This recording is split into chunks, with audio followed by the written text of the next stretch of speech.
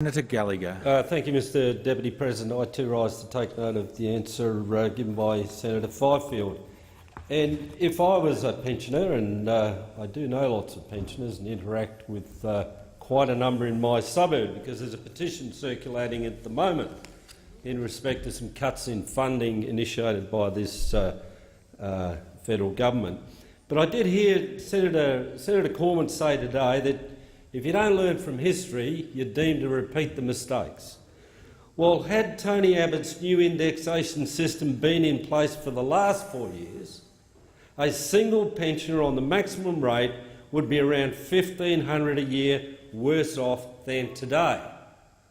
So here we go, changing this after making a very deliberate, upfront promise not to do anything in the pension area.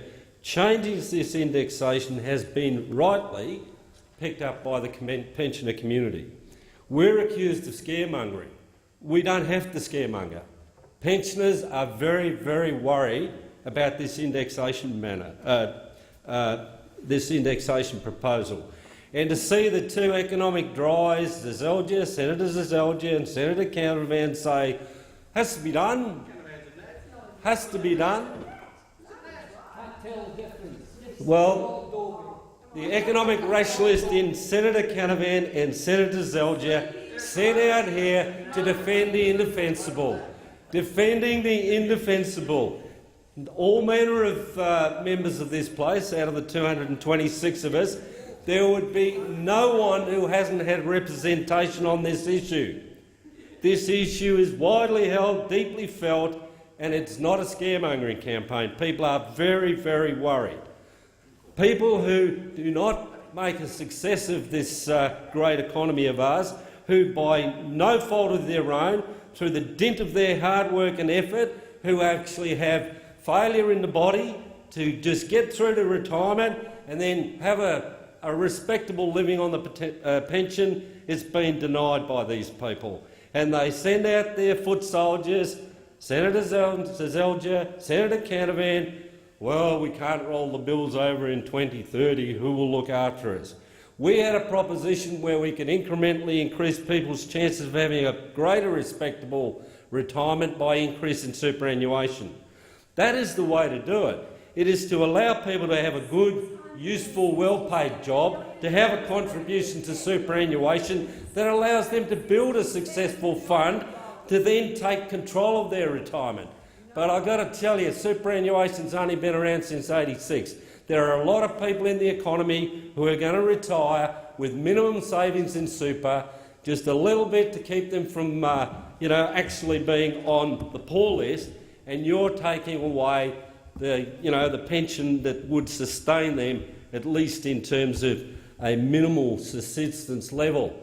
And I do know lots of pensioners, and if I were to touch on one issue, the National Partnership Agreement on certain concessions for pensioners' concession card. What that means is there's another $190 going to go on the rates of pensioners, because this government's taken $27 million out of the, I think it's $27 million out of the contribution to that National Partnership Agreement in South Australia alone. That'll affect 160,000 pensioners.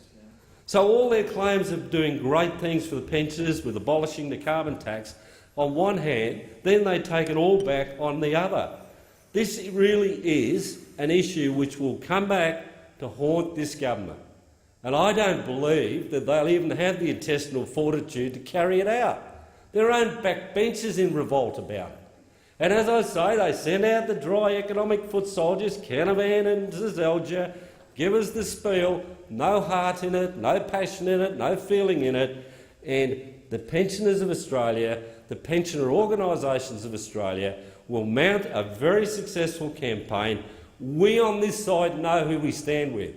We stand with the pensioners, we stand with those people who need that payment to survive in a decent way, and we are not about changing an indexation which allows them to get less. We would prefer that they were to continue on the highest possible index to sustain their modest retirement with a bit of dignity as recognition of the hard work they've put into our great Australian economy.